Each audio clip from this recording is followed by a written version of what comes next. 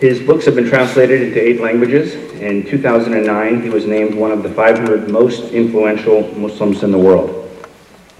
He's the founder and the director of the Baraka Institute, website address baraka, B-A-R-A-K-A, institute.org, whose vision is to revive the spiritual legacy of Islam. With that, I introduce Mr. Kabir Helminski.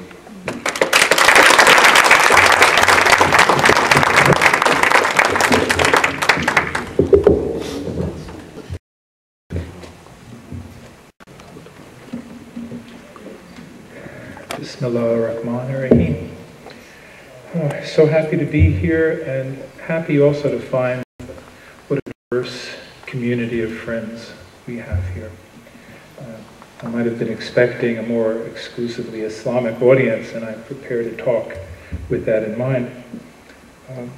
But nevertheless, there are important things to be said about Islam vis-a-vis other religions, Islam as a revelation that affirms what we could call the primordial religion of humanity, and that highlights for us or illuminates for us the essential principles of spirituality and the ways in which, through human egoism and toxicity, religion degenerates in our hands and becomes something other than what it was meant to be.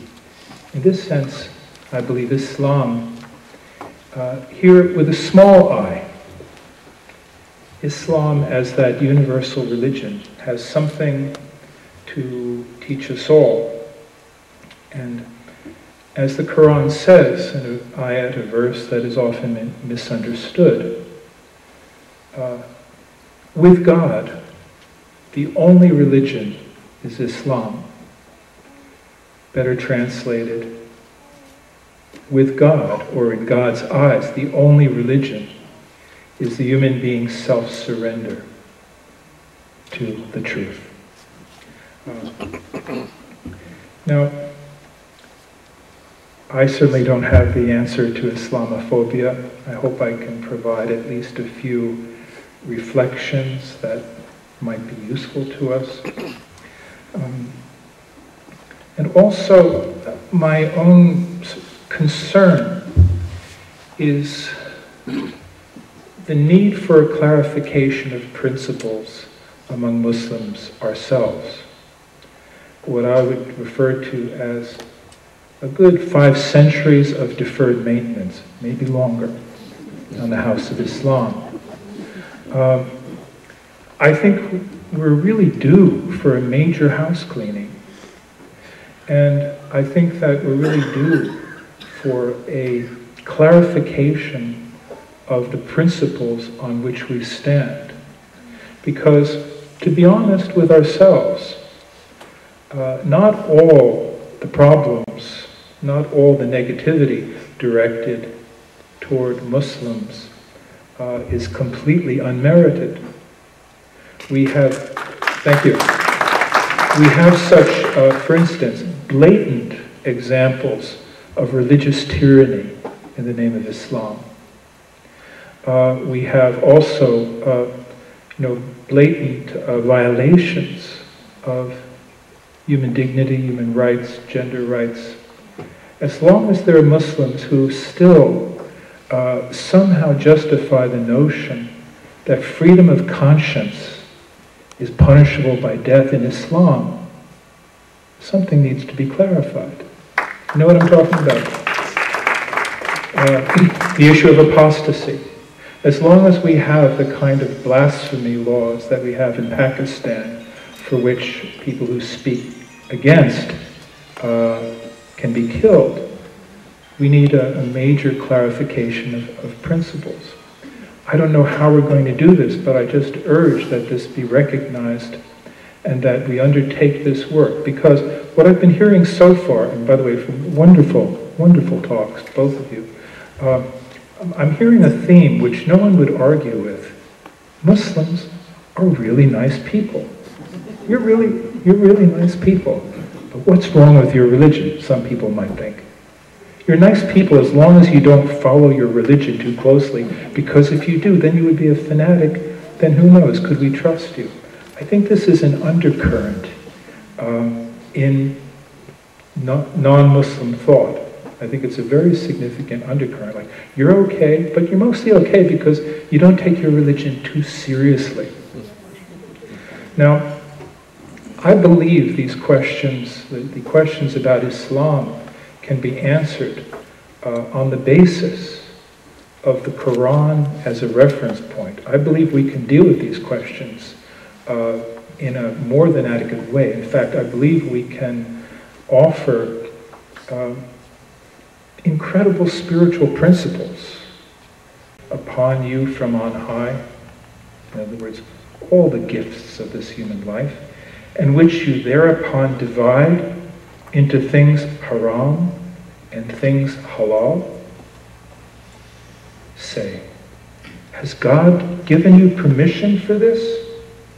Or do you perchance attribute your own guesswork to God? This is the Quran. Another important reminder for Muslims, O you who have attained to faith, if you ever abandon this faith, now abandoning doesn't necessarily mean walking out on it, there's a more profound meaning. If you ever fail to live up to this faith, this trust, this knowledge and wisdom that has been given to us, if we ever fail to live up to that, God will in time bring forth in your place a people whom He loves and who love Him. So this is a continual reminder to us Muslims. If we fail to keep the purity of that original revelation, if we fail to understand it as a spiritual training system and make into it some kind of identity we have to defend or some kind of club we wield, it says, the Quran tells us, you can be replaced. And by what?